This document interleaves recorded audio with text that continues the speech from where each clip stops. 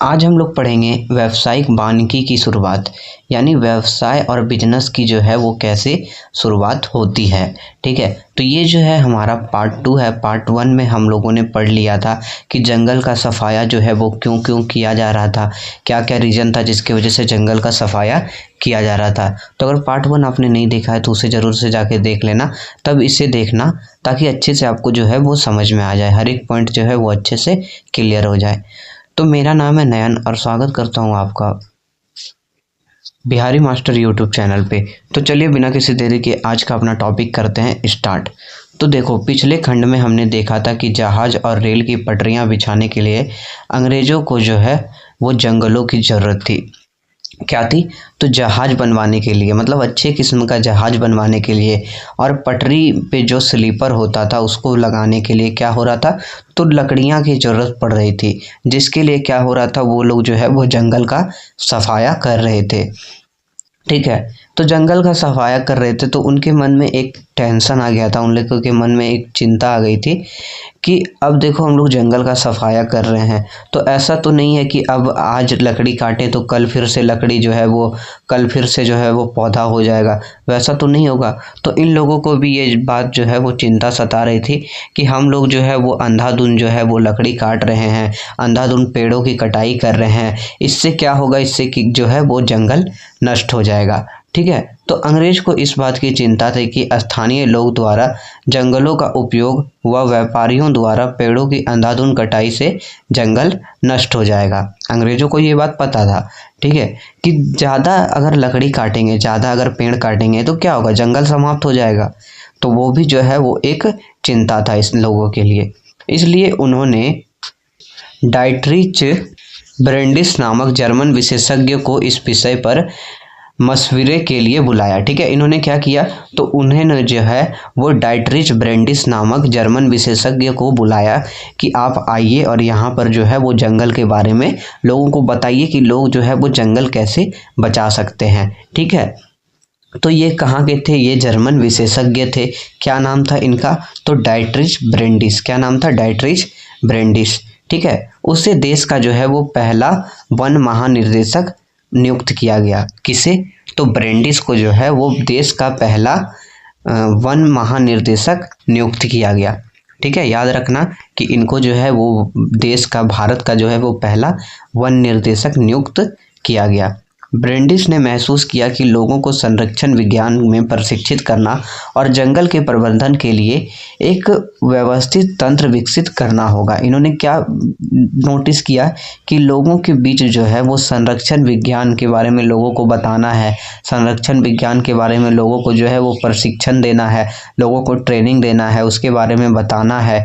ठीक है, और जंगल के प्रबंधन के लिए एक व्यवस्थित तंत्र विकसित करना होगा। जंगल के प्रबंधन के लिए, यानी जंगल जो है वो कैसे मैनेज किया जाएगा, उसके लिए जो है वो एक विकसित तंत्र होना जरूरी है। एक विकसित तंत्र मतलब एक सिस्टम बनाना जो है उसके लिए ज़रूरी था।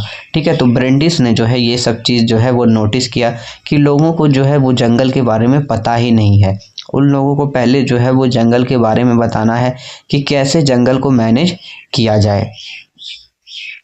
इसके लिए उन्होंने नोटिस किया कि इसके लिए जो है वो क्या करना होगा, लोगों को बताने के लिए जो है वो कानूनी मंजूरी लेनी होगी। क्या करनी होगी, तो कानूनी मंजूरी लेनी होगी। कानून से जो है वो पता करना होगा, मंजूरी लेना होगा।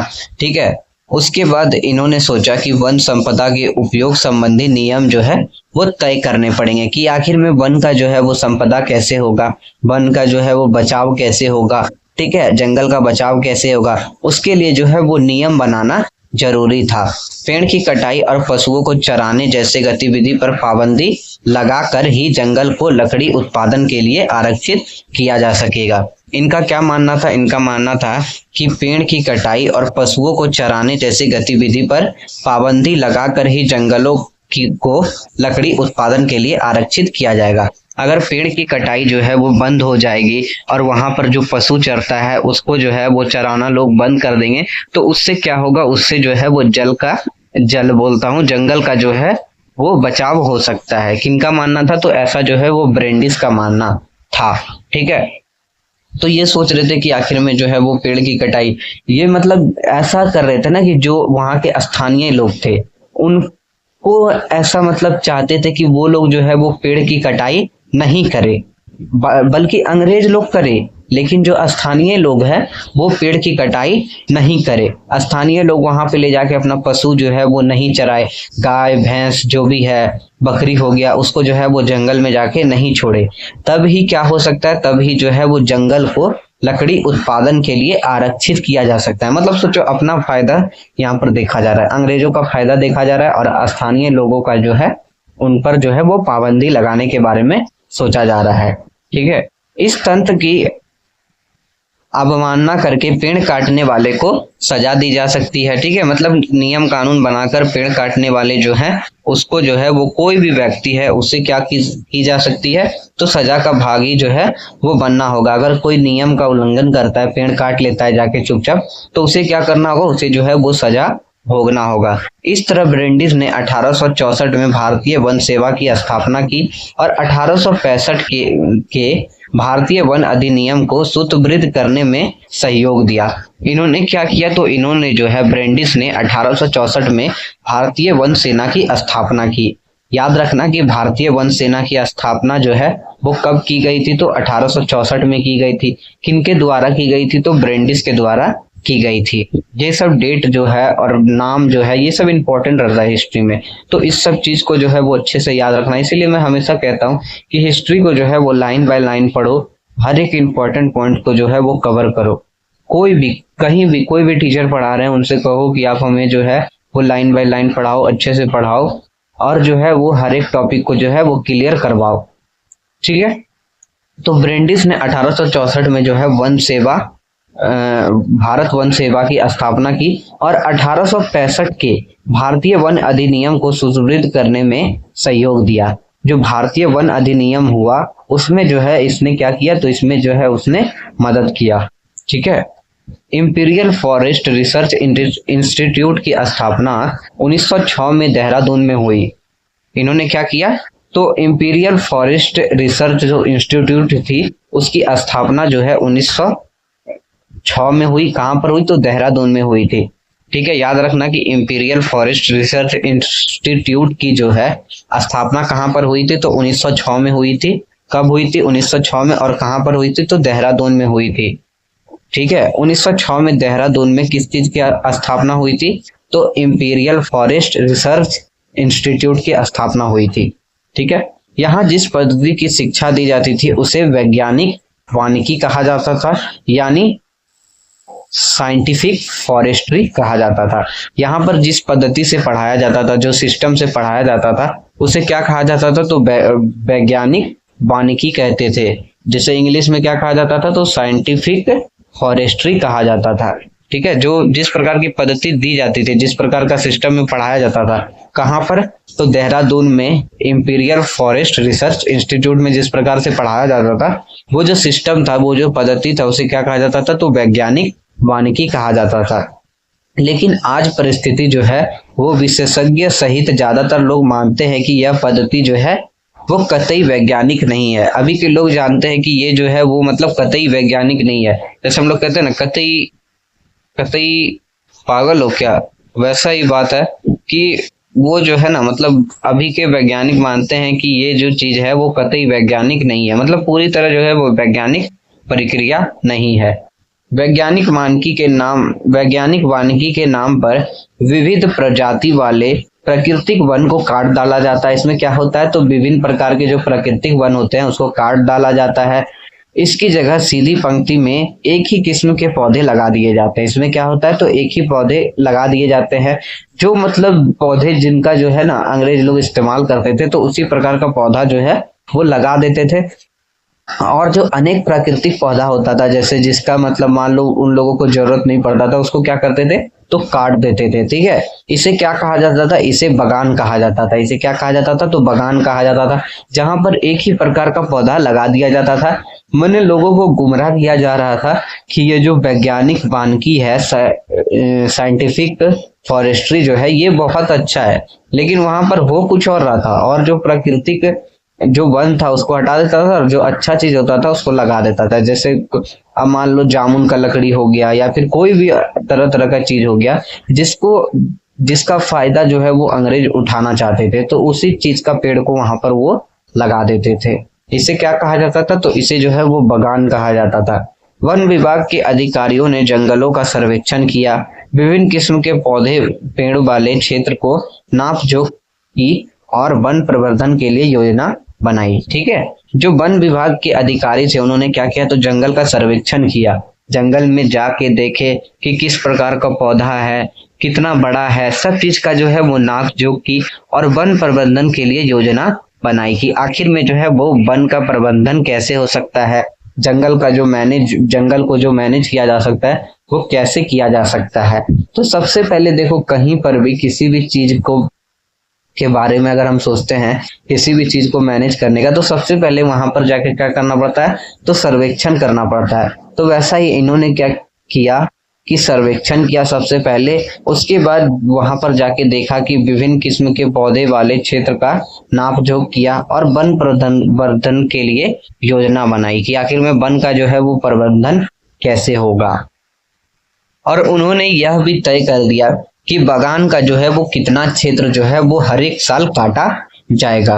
कटाई के बाद खाली जमीन को दोबारा से पेड़ लगाए जाने थे। उसमें क्या होना था? तो जो कटाई होती थी, जिस जगह पर मतलब पेड़ को काट दिया जाता था, वहां पर क्या होता था? तो दोबारा से पेड़ लगाए जाने थे ताकि कुछ ही वर्ष में यह क्षेत्र जो है वो पुनः कटाई के लिए तैयार हो। इन लोगों ने ये सब चीज जो है वो उसमें अपना सर्वेक्षण किया और योजना बनाया कि इसमें क्या किया जाए। तो इसमें जो है उन्होंने तय कर दिया कि हर एक साल जो है वो कितना जो है वो पेड़ काटा जाएगा, और जब पेड़ काटा जाएगा तो उस जगह पर जो है वो दूसरा नया पेड़ लगाया जाएगा ताकि ये पेड़ जो है वो दोबारा जो है वो कुछ साल बाद जो है वो कटाई के लिए तैयार हो जाए। ठीक है, 1865 में वन अधिनियम के लागू होने के बाद इसमें 2 बार संशोधन किए गए। देखो, वन अधिनियम कब लागू हुआ? तो 1865 में। वन अधिनियम जो है वो कब लागू हुआ? तो 1865 में। जबकि भारतीय वन सेवा की स्थापना कब हुई थी? तो 1864 में भारतीय वन सेना की सेवा की स्थापना हुई थी।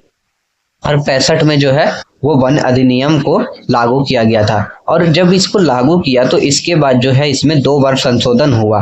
पहला संशोधन हुआ 1878 में और फिर दूसरा संशोधन जो है वो 1927 में हुआ। कब हुआ? तो 1927 में हुआ। और पहला संशोधन कब हुआ? तो 1878 में हुआ। ठीक है, 1878 वाले अधिनियम में जंगल को जो है वो 3 श्रेणियों में बांटा गया। किस श्रेणियों में? तो 3 श्रेणियों में बांटा गया। पहला था आरक्षित, दूसरा था सुरक्षित और तीसरा था ग्रामीण। तो देखो, अगर पूछा जाए कि 1878 वाले अधिनियम में जो है वो जंगल को कितने श्रेणियों में बांटा गया था, तो क्या कहोगे? 3 श्रेणियों में बांटा गया था। और पूछा जाए कि 3 श्रेणियां कौन कौन थी, तो आरक्षित, सुरक्षित व ग्रामीण। ठीक है, आरक्षित, सुरक्षित व ग्रामीण श्रेणी में कौन से अधिनियम में बांटा गया था? तो क्या बोलोगे? 1878 वाले अधिनियम में। ठीक है, सबसे पहले अच्छे जंगल को आरक्षित वन कहा गया। जो अच्छा जंगल था उसको क्या कहा गया कि ये जो है आरक्षित है। ये क्या है? तो ये आरक्षित है। गांव वाले इन जंगल से अपना उपयोग के लिए कुछ भी नहीं ले सकते थे। ये जो जंगल था वो किसके लिए था? वो केवल व्यापार के लिए था। वो केवल किस चीज के लिए था? व्यापार के लिए। यानी अंग्रेजों का जो इस्तेमाल के लिए जो भी चीज था वो उस क्षेत्र में ही लगाया जाता था। तो इसको जो है ये जो जंगल था उसे क्या कहा गया? आरक्षित वन कहा गया। यहाँ पर क्या था? तो यहाँ पर जो है गांव के कोई भी लोग जो है वो अपने इस्तेमाल के लिए यहाँ से कुछ भी नहीं ले सकते थे। वे घर बनाने या ईंधन के लिए केवल सुरक्षित या ग्रामीण वन को ही लकड़ी ले सकते थे। इन लोगों के पास क्या किया गया? तो केवल ये लोग जो है वो ग्रामीण जो क्षेत्र होता था, ग्रामीण वन जो होता था, जैसे यहाँ पर देखो ग्रामीण वन था, तो वहां से ही केवल जो है वो घर बनाने के लिए या ईंधन के लिए ये लकड़ियां यहाँ से ही ले सकते थे, ग्रामीण वन से। आरक्षित वन में घुसने का इन लोगों को कोई मतलब आरक्षित वन से जो है वो सामान ले जाने के लिए इन लोगों का कोई भी जो है मतलब वहां पर कोई भी जो है अधिकार नहीं दिया गया था। ठीक है, देखो वैज्ञानिक वानिकी जो है उसमें मैंने कहा ना कि पुरानी पेड़ का कटाई करके नया पेड़ लगा दिया जाता था, वही बात यहाँ पर दे दिया गया है कि पुराने पेड़ की कटाई कर नया पेड़ जो है वो लगा दिया जाता था। ठीक है, तो देखो जब इतना चीज हो रहा था, लोगों को जो है वो आरक्षित वन, उसके बाद सुरक्षित वन और ग्रामीण वन में बांट दिया गया था वन को, और लोगों को कह दिया था कि आपको जो है आरक्षित वन से कुछ भी नहीं ले जाना था।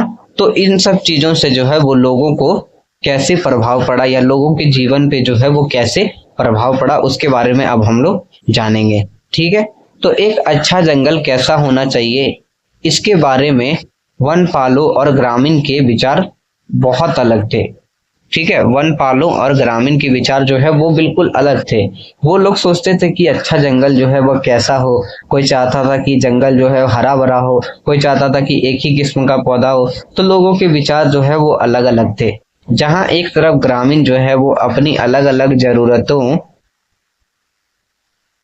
जैसे ईंधन, चारे व पत्ते की पूर्ति के लिए वन के विभिन्न प्रजाति का मेल चाहते थे। ठीक है, ग्रामीण क्या चाहते थे, तो ग्रामीण चाहते थे कि अपनी अलग अलग जरूरत जैसे ईंधन, चारे व पत्ते की पूर्ति के लिए वन के जो है वो विभिन्न प्रजाति का मेल होना चाहिए। ग्रामीण चाहते थे कि वन का जो है विभिन्न प्रजाति, अब जैसे कोई भी प्रजाति हो गया, उन लोगों का क्या होना चाहिए, तो आपसी मेल होना चाहिए। ठीक है, वही जो वन विभाग था उसका जो है वो विपरीत सोचता था।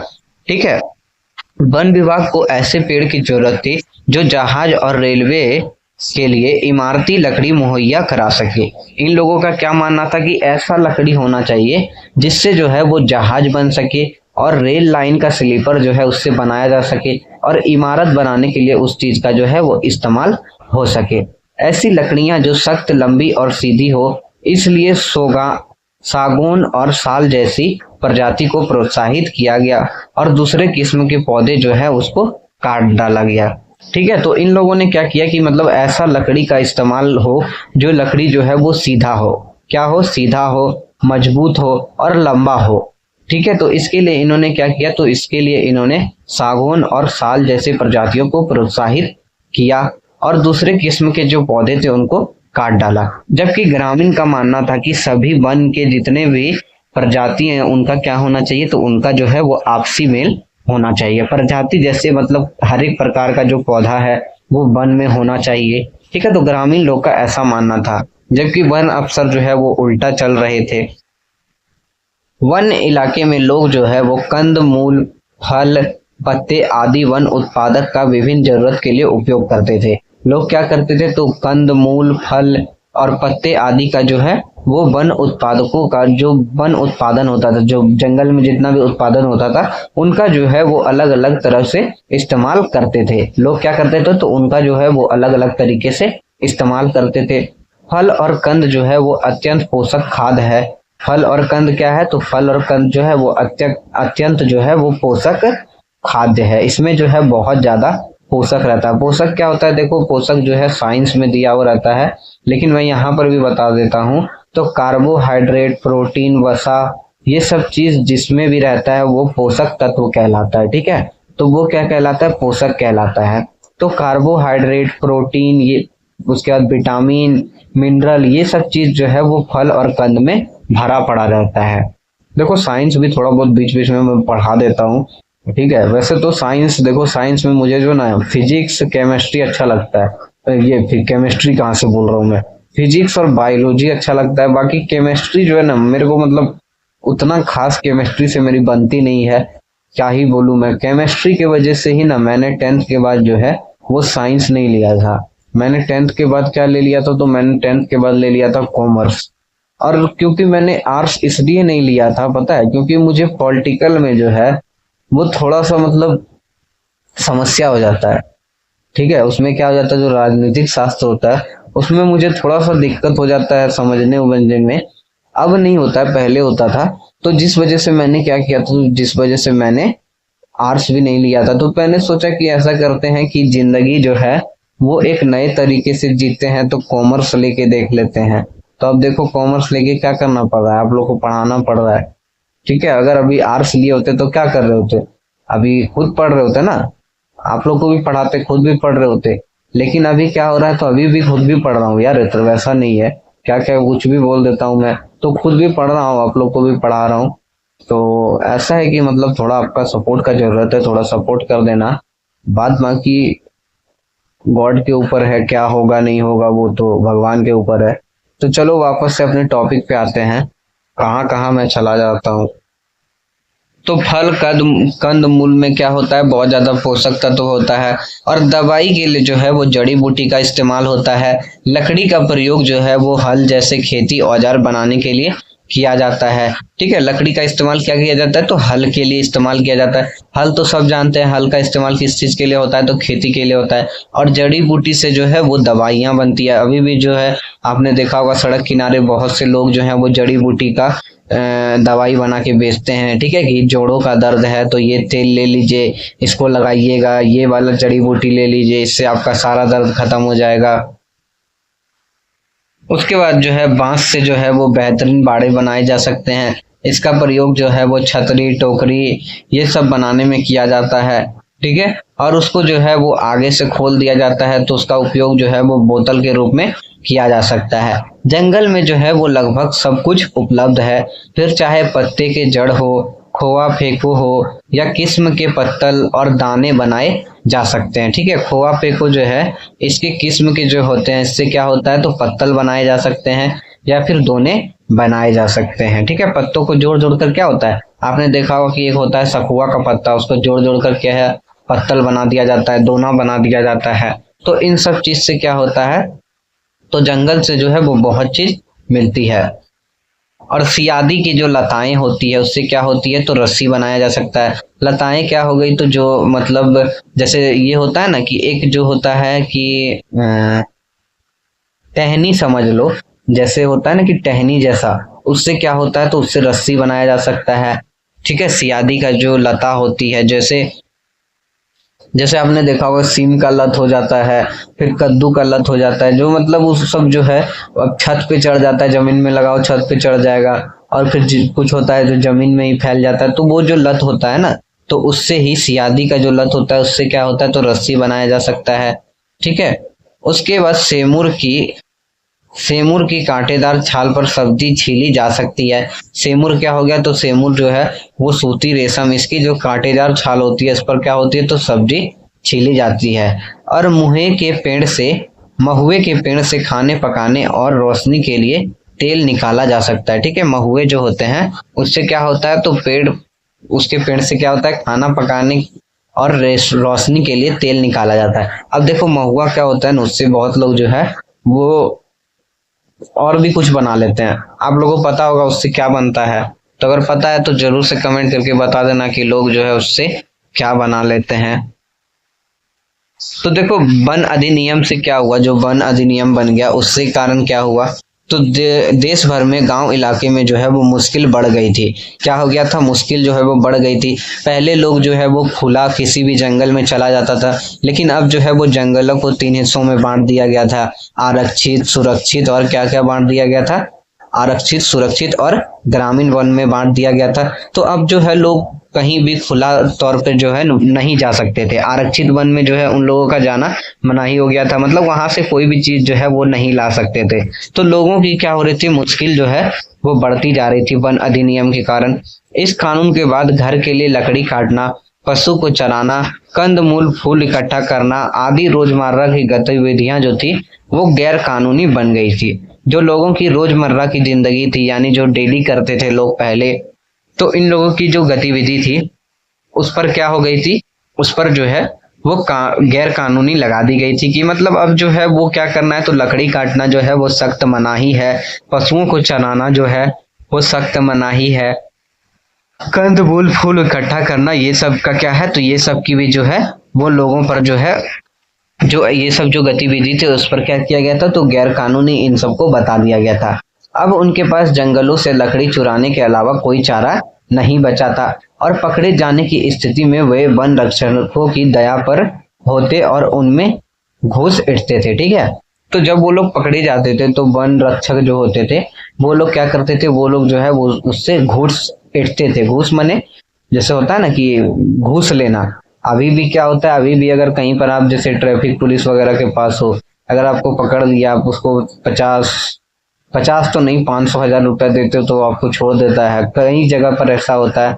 तो वैसा ही होता था, वो लोग के पास जो है वह कुछ चारा नहीं बचा था, क्योंकि उन लोगों को जंगल में जाने के से मनाही कर दिया गया था, पशु जो है वो चराने से मनाही कर दिया गया था, कंदमूल फूल इकट्ठा करना मनाही कर दिया गया था। तो अब लोग क्या करते, अब लोग जो है वो लकड़ी चुराने के अलावा इन लोगों के पास कोई और दूसरा ठिकाना ही नहीं था, अब जो है लकड़ी चुराना ही था। क्योंकि अंग्रेज लोग जो थे उन लोगों पे नया नया नियम बना देते थे, लोग सोचते थे अरे साला क्या सरकार एकदम क्या बोले, एकदम रोज रोज जो है नए नए नियम बनाता है। तो लोग जो है वो परेशान हो गए थे।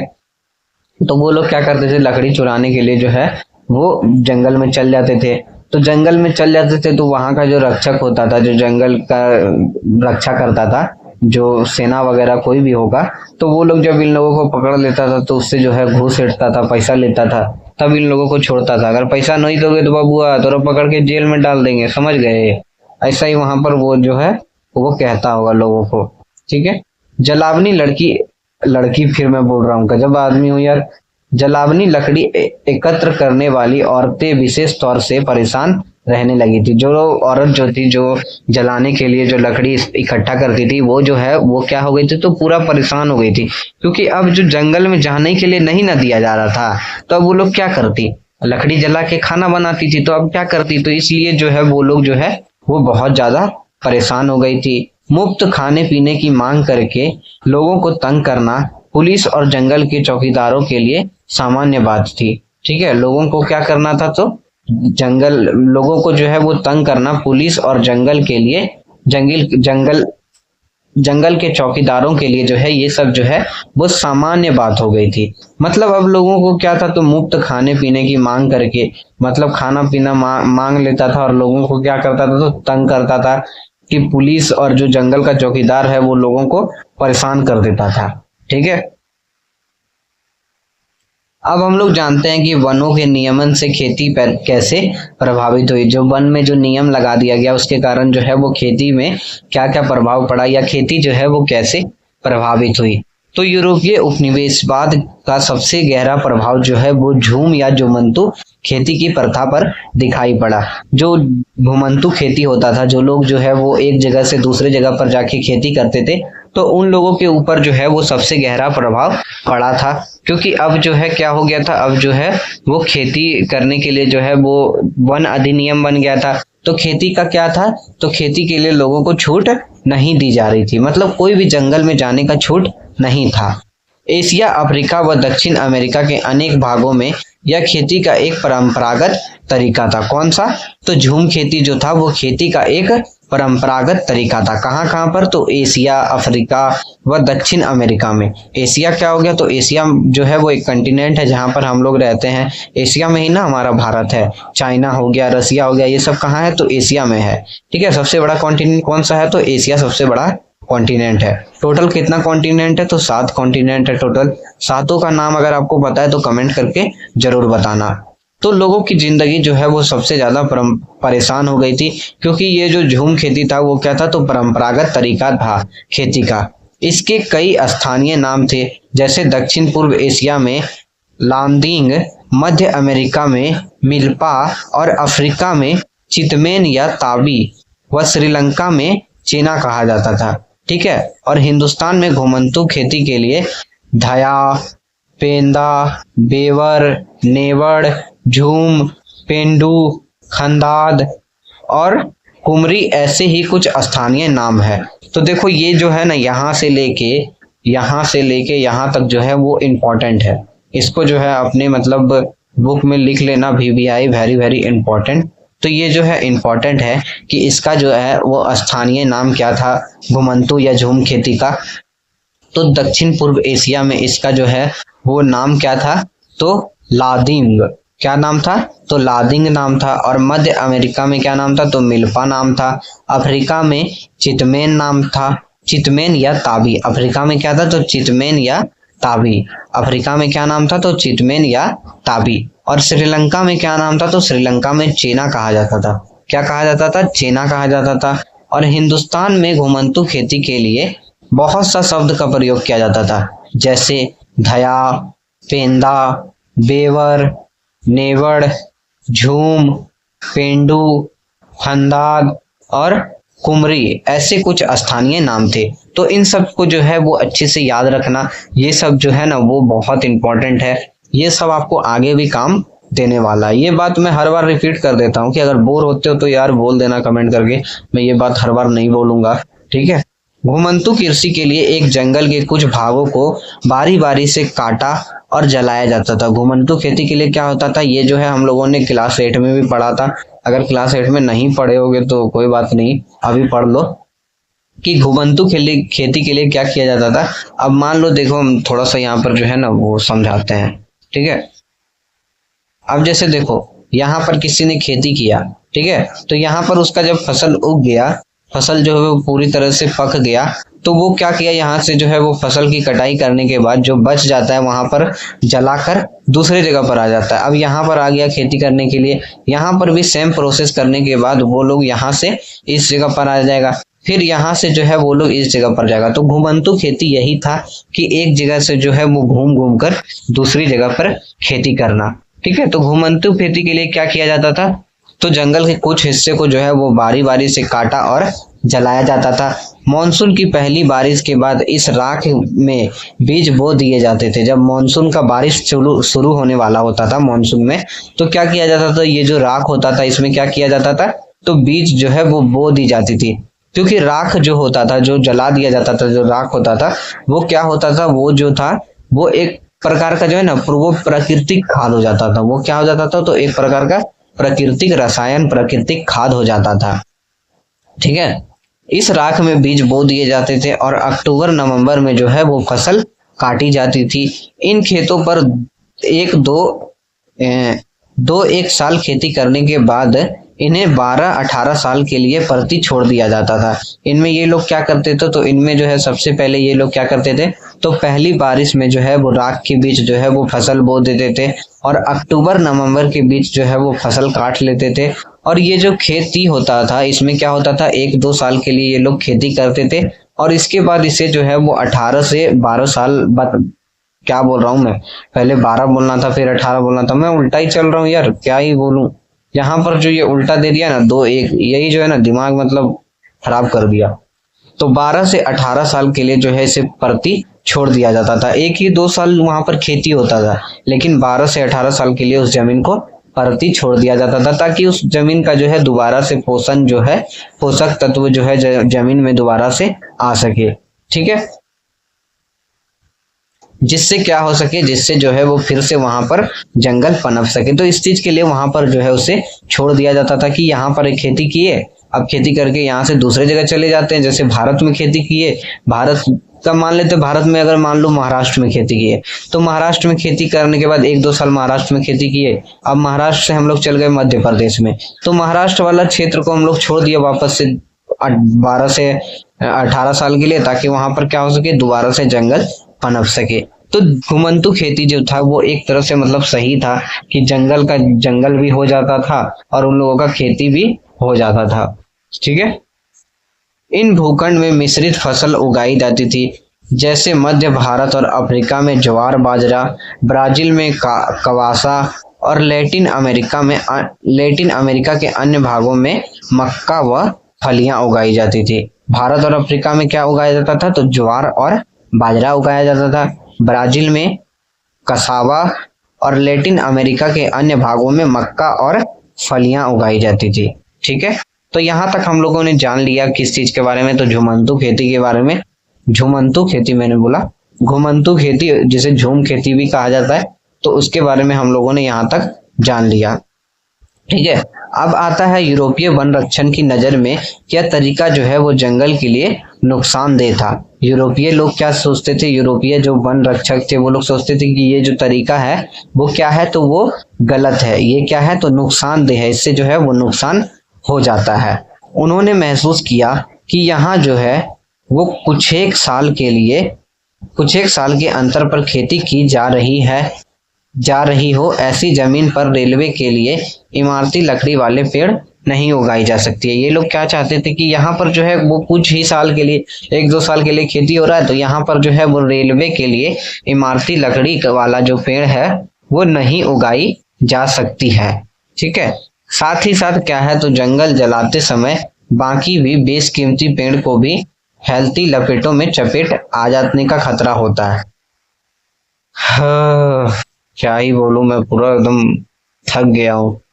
तो जो यूरोपीय वन्य विशेषज्ञ थे वो सोचते थे कि मतलब ये जो है इस प्रकार का जो खेती हो रहा है उसमें क्या हो रहा है, तो उसमें जो है वो जब खेती करके जब लोग चले जाते हैं तो वो लोग क्या करते थे, वो लोग जो बचा हुआ होता था उसमें आग लगा देते थे। तो ये लोग सोचते थे कि उसमें जो है कई प्रकार का बेशकीमती पौधा भी जो है वो जल जाता है, जिसका इस्तेमाल जो है वो इमारती लकड़ी के रूप में किया जा सकता है। तो ये लोग सोचते थे कि ये जो घुमंतु खेती है, ये जो है वो अच्छा नहीं है। ठीक है। घुमंतु खेती के कारण सरकार के लिए लगान का हिसाब रखना भी मुश्किल था, क्योंकि सरकार जो है वो लगान तय नहीं कर पाती थी, क्योंकि लोग जो है वो एक जगह से दूसरी जगह पर जाके खेती करते थे। तो सरकार जो है इसमें जो है वो लगान का हिसाब भी रखना इसके लिए मुश्किल हो जा रहा था सरकार के लिए। इसलिए सरकार ने घुमंतु खेती पर रोक लगाने का फैसला किया। इसलिए सरकार ने क्या किया, तो घुमंतु खेती पर जो है वो रोक लगाने का फैसला किया। इसका जो है वो परिणाम ये निकला कि कुछ समुदाय को जो है वो जंगलों में घर में जबरन जो है वो बैठा दिया गया कि अब जो है वो जबरन जो है वो घर में ही तुमको रहना है, यहाँ से कहीं नहीं जाना, यहीं पर रहो, यहीं पर खेती करो, यहीं पर खाओ। लोगों को ऐसा जो है वो कह दिया गया। और कुछ को जो है वो अपना जो है वो पेशा बदलना पड़ा, मतलब अपना जो है वो काम का जो तरीका था उसको बदलना पड़ा। और कुछ ने जो है वो छोटे बड़े विद्रोह करके इसका जो है वो प्रतिरोध किया। ठीक है, इसका क्या किया, तो प्रतिरोध किया। तो कुछ को जो है वो अपना पेशा बदलना पड़ा, और कुछ जो है वो छोटे मोटे विद्रोह के जरिए प्रतिरोध किया, मतलब छोटे मोटे विद्रोह के जरिए कुछ लोगों ने बदला लिया। ठीक है। अब आता है कि शिकार की आज़ादी किसे थी, क्योंकि आदिवासी लोग जो थे उन लोगों पर क्या कर दिया गया था, तो वन में जाने के लिए प्रतिबंध लगा दिया गया था। वन को 3 कैटेगरी में बांट दिया गया था, आरक्षित वन, उसके बाद ग्रामीण वन और जो सुरक्षित वन थे। तो उन सब कैटेगरी में जो है वो बांट दिया था। तो शिकार की आज़ादी भी जो है वो किन लोगों को दी गई थी। ठीक है, तो अब हम लोग जानेंगे कि शिकार की आज़ादी किन्हें दी गई थी।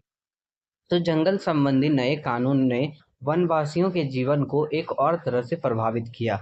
जो जो कानून बनाया गया था उससे क्या हुआ, तो वनवासियों के जीवन में एक और तरह से जो है ये प्रभाव डाला। वनवासी कौन, जो जंगल के आसपास रहते थे, तो उन लोगों के जीवन पे जो है वो एक गहरा प्रभाव डाला जब वन से संबंधित कानून बनाए गए। वन कानून के पहले जंगल में या उनके आसपास रहने वाले बहुत से जो हैं लोग क्या करते थे, तो बहुत से लोग जो थे वो हिरन, तीतर और छोटे मोटे शिकार करके अपना जीवन यापन करते थे। तो लोग क्या करते थे, तो जो पहले जंगल के आसपास रहते थे उनमें से बहुत सारे लोग जो है वो पहले शिकार करते थे, पहले हिरन का शिकार करते थे, तीतर का शिकार करते थे और छोटे मोटे जो जानवर होते थे उनका शिकार करके अपना जिंदगी जो है ये लोग अच्छे से गुजार रहे थे। ठीक है। ये जो इनकी प्रथा थी वो क्या थी, तो ये जो इनकी प्रथा तो वो पारंपरिक प्रथा थी। ये क्या थी, तो पहले से, बहुत पहले से चलती आ रही थी। ठीक है। लेकिन अब क्या किया गया कि ये जो पारंपरिक प्रथा थी इन लोगों की, इनको जो है वो गैर कानूनी बताया गया।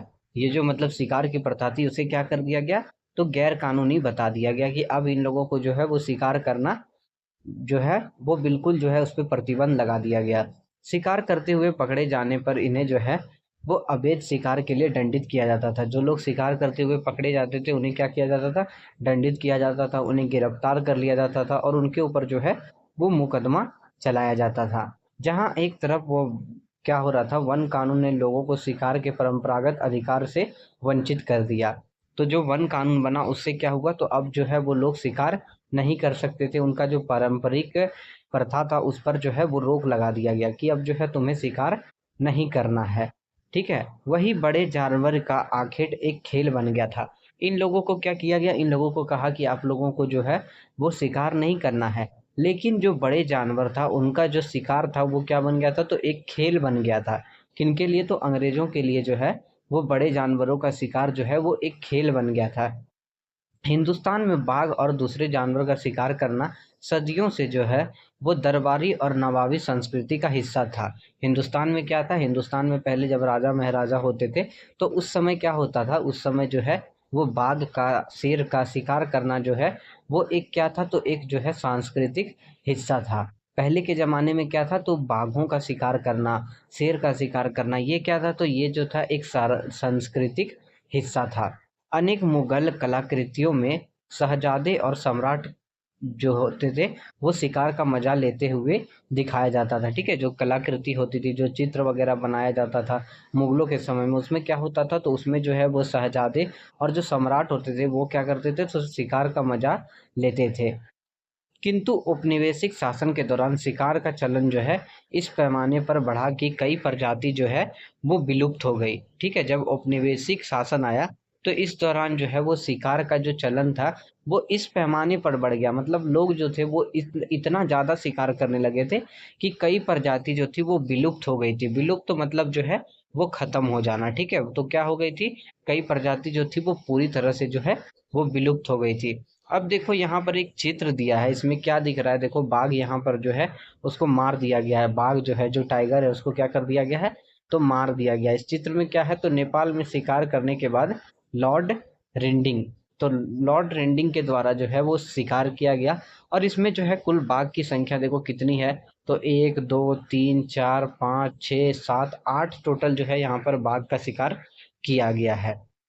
तो शिकार का जो चलन था वो इस प्रकार चलने लगा कि क्या होने लगा, तो कई प्रजाति जो थी वो पूरी तरह विलुप्त हो गई।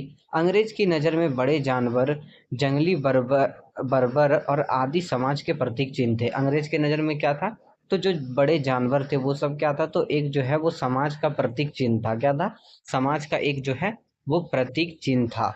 उनका मानना था कि खतरनाक जानवरों को मारकर वे हिंदुस्तान को सभ्य बनाएंगे। इनका क्या मानना था कि खतरनाक जानवर जो है, जैसे बाघ हो गया, शेर हो गया, तो इन सब को मार के क्या करेंगे, हिंदुस्तान को जो है वो एक सभ्य बनाएंगे। सभ्य मतलब एक विकसित देश बनाएंगे। बाघ, भेड़िया और दूसरे जानवर के शिकार पर यह जो है वो कहकर इनाम दिया जाने लगा कि इनसे जो है वो किसान को खतरा है। क्या है, तो बाघ, भेड़िया और जो दूसरे खतरनाक जानवर थे उनका जो शिकार करते थे उसे क्या किया जाता था, तो इनाम दिया जाता था। और क्या कहा जाता था कि ये जो जानवर हैं वो किसान के लिए एक खतरा है। ये जो जानवर है कौन, तो बाघ, भेड़िया, ये सब जितने भी जानवर हैं ये क्या है, तो वो सब जो है वो किसान के लिए एक जो है वो क्या है, तो खतरा है। और जो इनका शिकार करते थे उनको क्या किया जाता था, तो इनाम दिया जाता था। 1875 से 1925 के बीच इनाम के लालच में 80,000 से ज़्यादा बाघ, 1.5 लाख से ज़्यादा तेंदुआ और 2 लाख भेड़िया मार दिए गए। तो क्या हुआ, 1875 से लेके 1925 के बीच, यानी 25 और 25 50 साल के दौरान क्या हुआ, तो इनाम के लालच में 80,000 से ज़्यादा बाघ को मारा गया, 1.5 लाख से ज़्यादा तेंदुए को मारा गया और 2 लाख से ज़्यादा भेड़िए को मार दिया गया। किस लालच में, कि लोगों को जो है वो इनाम मिलेगा, इसी लालच में वो लोग क्या करने लगे, तो शिकार करने लगे। धीरे धीरे बाघ के शिकार को एक खेल की ट्रॉफी के रूप में देखा जाने लगा। धीरे धीरे क्या होने लगा, तो बाघ का जो शिकार जो है वो एक खेल के रूप में जाना जाने लगा कि जो ज़्यादा बाघ का शिकार करेगा उसे क्या होगा, तो उसे जो है वो एक ट्रॉफी मिलेगी। अकेले जॉर्ज यूल नामक अंग्रेज अफसर ने 400 बाघ को मारा था। ठीक है, जॉर्ज यूल जो था उसने क्या किया था, तो अकेले जो है वो 400 बाघों को मारा था। याद रखना कि जॉर्ज यूल ने अकेले कितने बाघ को मारा था, तो 400 बाघ को मारा था। और 1875 से 1925 के बीच जो है वो कितने बाघों को मारा गया था, तो 80,000 से ज़्यादा बाघ को मारा गया था। और कितने तेंदुओं को मारा गया था, तो 1.5 लाख तेंदुओं को और लगभग 2 लाख भेड़िए को मार गिराया गया था। ठीक है, इन लोगों को जो है वो मार दिया गया था। क्यों, क्योंकि जो लोग थे उनको क्या मिलने वाला था, तो इनाम मिलने वाला था। और ये बताया गया था कि ये जो जानवर है, बाघ, भेड़िए और दूसरे जो जानवर है वो क्या है, तो वो जो है वो किसानों के लिए खतरा है। ठीक है, और जॉर्ज यूल नामक अंग्रेज अफसर ने क्या किया, तो 400 बाघों को मार दिया। शुरुआत में जंगल के कुछ इलाके के जो थे वो शिकार के लिए आरक्षित थे। शुरुआत में क्या था, तो जंगल का जो कुछ इलाका था वो केवल जो है वहां पर शिकार ही होता था। मतलब वहां जो है उसको आरक्षित कर दिया गया था कि ये इस जगह पर जो है वो केवल शिकार ही होगा। और काफी समय बाद जो है पर्यावरणविदों और संरक्षणवादियों ने आवाज उठाई कि जानवर को इन सारी प्रजाति की सुरक्षा होनी चाहिए। जो ये जो जानवर है उनकी क्या होनी चाहिए, तो उनकी जो है वो सुरक्षा होनी चाहिए। और इनको जो है वो इस प्रकार मारा नहीं जाना चाहिए, इनको जो है वो मारा नहीं जाना चाहिए। तो किन्होंने आवाज उठाया? तो पर्यावरणविदों और संरक्षवादियों ने क्या किया था? तो ये लोगों ने आवाज उठाया कि जानवरों का जो है सुरक्षा करना चाहिए और इन लोगों का जो है ऐसा शिकार नहीं करना चाहिए। तो यहाँ से जो था, इस जगह से 1875 से लेके यहाँ तक इम्पोर्टेंट था। उसके बाद जो है ये जॉर्ज यूल, ये जो है इम्पोर्टेंट है, इसको जो है याद रखना अच्छे से। इसको जो है क्या है कि ये जो है VVI है, ये आपका एग्जाम में आता है कि जॉर्ज यूल ने जो है वो कितने बाघों को मारा था। तो 400 बाघों को जॉर्ज यूल ने मारा था। ठीक है। अब आते हैं नए व्यापार और नए रोजगार और नई सेवाएं। अब जो है वो लोगों ने क्या किया, लोगों को जो है वो जंगल में जाने के लिए मनाही कर दी गई। तो लोग जो है पहले क्या करते थे, पहले जो है वो जंगल में जाते थे, लकड़ियां इकट्ठा करते थे, शिकार करते थे और अपना जीवन यापन करते थे। लेकिन अब उनके ऊपर जो है वो पाबंदी लगा दी गई। तो अब लोग जो है वो नया व्यापार का तलाश करने लगे, नई रोजगार का तलाश करने लगे और नई सेवाओं का तलाश करने लगे। तो देखो अब इस चीज के बारे में हम लोग जानते हैं। तो जंगल पर जो है वन विभाग का नियंत्रण स्थापित हो जाने से लोगों को कई तरह के नुकसान हुए। लोगों को क्या हुआ? तो कई तरह का नुकसान हुआ। जब जंगल पे क्या हुआ? तो वन विभाग का नियंत्रण हो गया। वन विभाग मतलब जो फॉरेस्ट डिपार्टमेंट होता है, जब उनका नियंत्रण जो है वो जंगल पर हो गया तो लोगों को जो है वो कई तरह के नुकसान हुए। लेकिन कुछ लोगों को व्यापार के नए अवसर भी मिलने लगे। कुछ लोगों को क्या हुआ? तो व्यापार का जो है वो नया अवसर का लाभ मिलने लगा। कुछ समुदाय जो थे वो अपने परंपरागत पेशे छोड़कर वन उत्पादन का व्यापार करने लगे। कुछ लोग क्या थे? तो कुछ लोग जो थे वो अपना पेशा छोड़कर, जो पहले काम करते थे उसको छोड़कर अब क्या करने लगे? तो वन उत्पादन का व्यापार करने लगे। ये लोग क्या करने लगे? तो वन उत्पादन का, जंगल को जो है वो उत्पादित करने का अब जो है व्यापार करने लगे। मतलब पौधे लगाते होंगे, उसके बाद पौधा का जो है वो ध्यान रखते होंगे, उसको बड़ा करते होंगे, जंगल बनाते होंगे। तो इस प्रकार का जो है उत्पादन करने लगे। महज हिंदुस्तान ही नहीं बल्कि दुनिया भर में कुछ ऐसा ही नज़ारा देखने को मिला। केवल हिंदुस्तान में ही नहीं बल्कि पूरा दुनिया में जो है ऐसा ही नज़ारा देखने को मिला। जैसे कि उदाहरण के लिए यहाँ पर देखो, 19वीं सदी के मध्य में ऊंचे जगह पर रहकर मैनियोक उगाने वाले ब्राजीली अमेजोन के मुनद्रुक समुदाय के लोग ने व्यापारियों को रबड़ की आपूर्ति के लिए जंगली रबड़ के वृक्ष लैक्टिस एकत्र करना प्रारंभ कर दिया। ठीक है, ये लोग क्या करने लगे? तो लेक्टिस जो थे उसका जो है वो एकत्र करने लगा, उसको जमा करने लगा। किन्होंने? तो जो मैनी योक उगाते थे। मैनी योक जो है वो एक प्रकार का जड़ी होता है, एक प्रकार का जो है वो कंद होता है। ठीक है, तो जो ये मैनियोग जो लोग उगाते थे, जो ब्राजीली अमेजोन के मुंद्र मुंद्रुकू समुदाय के जो लोग थे वो लोग क्या करने लगे? तो अब जो रबड़ का व्यापारी था उसको क्या करने लगे? तो रबड़ जो है वो एकत्रित करके उन लोगों के पास जो है वो बेचना चालू कर दिया। रबड़ जो है वो किस पौधे से आता था, कौन से वृक्ष से आता था? तो लेटेकस कस से आता था। किससे आता था? तो लेटेकस से आता था। ठीक है, उससे जो है वो लोग एकत्रित करते थे, जमा करते थे और उसके बाद जो रबड़ के व्यापारी होते थे उसको ये लोग बेच देते थे। कालांतर में वे व्यापार चौकियों की ओर नीचे उतर आए और पूरी तरह व्यापारियों पर निर्भर हो गए। पहले ये लोग क्या होते थे? तो पहले ये लोग जो थे वो मध्य में ऊंची जगह पर रहते थे। वो क्या करते थे? तो ये लोग जो थे वो ऊंची जगह पर रहते थे 19वीं सदी के मध्य में। लेकिन जैसे जैसे ये लोग जो है वो रबड़ को एकत्रित करने लगे, रबड़ व्यापारी के पास जो है वो रबड़ को बेचने लगे, तो ये लोग क्या हो गए? तो ये लोग जो है वो नीचे उतर आए और पूरी तरह व्यापारियों पर निर्भर हो गए। पहले जो पेशा था इन लोगों का, पहले पेशा क्या था? तो पहले ये लोग जो थे वो मैनियोक उगाते थे। ठीक है, पहले ये लोग क्या होते थे? तो मैनियोक उगाते थे।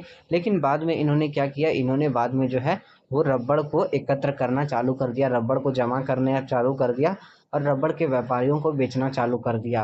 पहले ये लोग जो थे वो ऊंची जगह पर रहते थे और उसके बाद ये लोग जो है वो नीचे उतर आए और फिर जो है पूरी तरह व्यापारियों पर निर्भर हो गए। ठीक है, इसी प्रकार देखो हिंदुस्तान का भी यहाँ उदाहरण दिया है। हिंदुस्तान में वन उत्पादों का व्यापार जो है वो कोई अनोखी बात नहीं थी। हिंदुस्तान में जो था वन व्यापार का जो बात था वो कोई एक अनोखी बात नहीं थी। मतलब ऐसा था कि यहाँ पर भी जो है ये चीज चलता आ रहा था।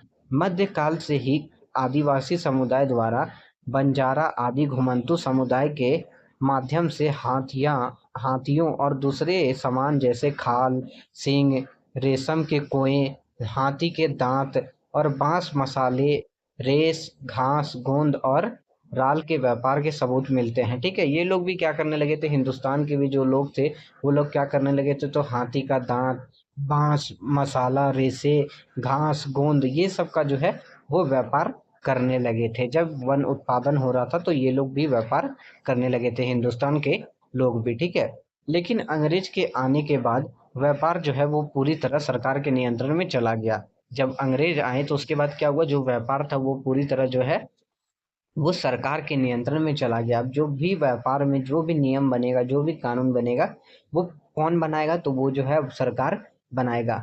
ब्रिटिश सरकार ने कई बड़ी यूरोपीय व्यापारिक कंपनी को विशेष इलाके में वन उत्पाद के व्यापार की इज्जेदारी सौंप दी। इज्जेदारी मतलब क्या होता है, इज्जेदारी मतलब होता है एकाधिकार।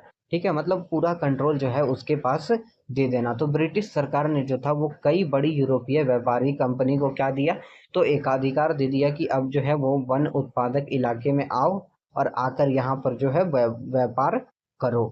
ठीक है, स्थानीय लोगों द्वारा शिकार करने और पशुओं को चारे में बंदियां लगा दी गई। क्या लगा दी गई, तो स्थानीय लोग जो थे वो शिकार करना और पशु को चराने के लिए इन लोगों को ऊपर जो है पाबंदी लगा दी गई कि तुम लोगों को जो है वो शिकार नहीं करना है और तुम लोगों को जो है वो पशु चराने के लिए भी जो है वो जंगल में नहीं जाना है।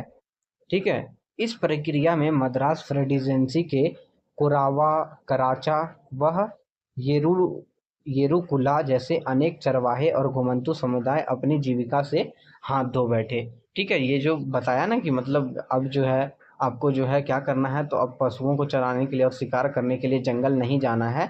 तो इस प्रक्रिया में क्या हुआ, मद्रास प्रेसिडेंसी के कोरावा, कौन, तो कोरावा, कराचा और येरुकुला जैसे अनेक चरवाहे और घुमंतू समुदाय अपनी जीविका से हाथ धो बैठे। क्योंकि इन लोगों का जीविका क्या था, इन लोगों का जीविका था शिकार करना और पशु चराने के लिए ये लोग जंगल में जाते थे। लेकिन जब जंगल का जो है वो कानून बना, सरकार के हाथ में कानून आ गया, तो इन लोगों की जीविका पर जो है वो संकट आने लगा और ये लोग जो है अपनी जीविका से हाथ धो बैठे। इनमें से कुछ को जो है वो अपराधी कबीला कहा जाने लगा। इनमें से कुछ लोगों को क्या कहा जाने लगा, तो अपराधी कबीला कहा जाने लगा। और ये सरकार की निगरानी में फैक्ट्री, खदान व बागान में काम करने पर मजबूर हो गए थे। ठीक है, ये क्या हो गए, तो इन लोगों को जो है वो अपराधी कबीले भी कहा जाने लगा। और साथ साथ में क्या हो गए, क्योंकि इनकी जीविका छिन गई, तो ये लोग जो है वो अब जो है वो सरकार की निगरानी में फैक्ट्री, खदान और बागान में काम करने को मजबूर हो गए थे। क्योंकि इनके पास कोई जीविका का साधन नहीं था, तो पेट चलाने के लिए कुछ ना कुछ तो करना ही पड़ता इन लोगों को। तो ये लोग जो है वो सरकार के निगरानी में फैक्ट्री और खदान, बागान में काम करने के लिए चले गए। काम के नए अवसर का मतलब यह नहीं था कि उनकी जीवन स्थिति में सुधार ही हुआ हो। ठीक है, काम का जो अवसर था, अवसर मतलब क्या हो गया, तो काम की जो अपॉर्चुनिटी थी उसका यह मतलब नहीं थे कि उसका जीवन में जो है वो अब सुधार होने वाला था। क्योंकि अब देखो काम का नया अवसर मिल रहा है तो जरूरी नहीं है कि हम मेरा जो है वो जीवन सुधर जाएगा। ठीक है, अगर मुझे कोई अच्छा काम मिलता है तो इससे क्या गारंटी है कि मेरा जीवन जो है वो सुधर जाएगा। तो ऐसा ही यहाँ पर कहा जा रहा है। असम में चाय बागान में काम करने के लिए झारखंड के संथाल और उरांव व छत्तीसगढ़ के गोंड जैसे आदिवासी मर्द और औरत दोनों की भर्ती की गई। असम में काम करने के लिए जो है वो कहाँ कहाँ से लोग गए थे, तो झारखंड के संथाल और उरांव और छत्तीसगढ़ के गोंड जैसे आदिवासी मर्द और औरत दोनों की भर्ती हुई थी। इन लोगों को जो है वो कहाँ ले गया, तो असम ले गया। क्योंकि इन लोगों की जीविका जो है वो कुछ बचा नहीं था, शिकार करना भी मनाही हो गई थी, जंगल में जाने के लिए भी रोक लगा दिया गया था। तो इन लोगों को जो है वो सरकार के अधीन आके काम करना ही था, सरकार के अंदर आके फैक्ट्री, खदान और बागान में काम करना था। तो झारखंड के संथाल और उरांव व छत्तीसगढ़ के गोंड आदिवासी जो थे वो लोग जो है वो असम की चाय जो बागान था उसमें काम करने के लिए चले गए। औरत और मर्द जो भी थे वो सब चले गए। उनकी मजदूरी जो है वो बहुत कम थी और कार्य स्थिति जो थी उतनी ही खराब थी। इनकी मजदूरी जो है, पैसा कम मिलता था लेकिन काम जो था वो बहुत ज़्यादा हार्ड था। काम क्या था, तो बहुत ज़्यादा हार्ड था। उन्हें उनके गांव से उठाकर भर्ती तो कर लिया गया लेकिन वापस आने का कोई साधन नहीं था। वापस जो आना था वो आसान नहीं था। इन लोगों को जो है वो गांव से उठाकर जो है वहां पर ले गया, लेकिन जो है वो वापस आने का कोई भी तरीका नहीं था। लोग जो है वहाँ पर काम कर रहे थे, लेकिन वहाँ पर जो है वो फँस कर रह जा रहे थे। वापस आने का कोई तरीका उन लोगों के पास था ही नहीं। ठीक है, काम पे जा रहे थे लेकिन वापस आने का कोई तरीका नहीं था। तो जब लोगों को क्या किया गया, जब लोगों को जो है वो पकड़ के वहाँ पर जो है वो ज़बरदस्ती काम कराया जाने लगा। जंगल में जाने के लिए लोगों को रोक लगा दिया गया। तो अब लोग क्या करते, अब लोग जो है वो जंगल का जो है वो विद्रोह करते। जंगल का मतलब जो है वो जंगल में जो कानून बना, वन में जो कानून बना उसका जो है लोग विद्रोह करते। ठीक है, तो इसको जो है हम लोग नेक्स्ट पार्ट में करेंगे। आज के पार्ट में इतना ही था। तो आई होप कि आपको समझ में आया होगा। अगर समझ में आया होगा तो कमेंट करके ज़रूर बताना। मिलते हैं अगली वीडियो में, तब तक के लिए बाय।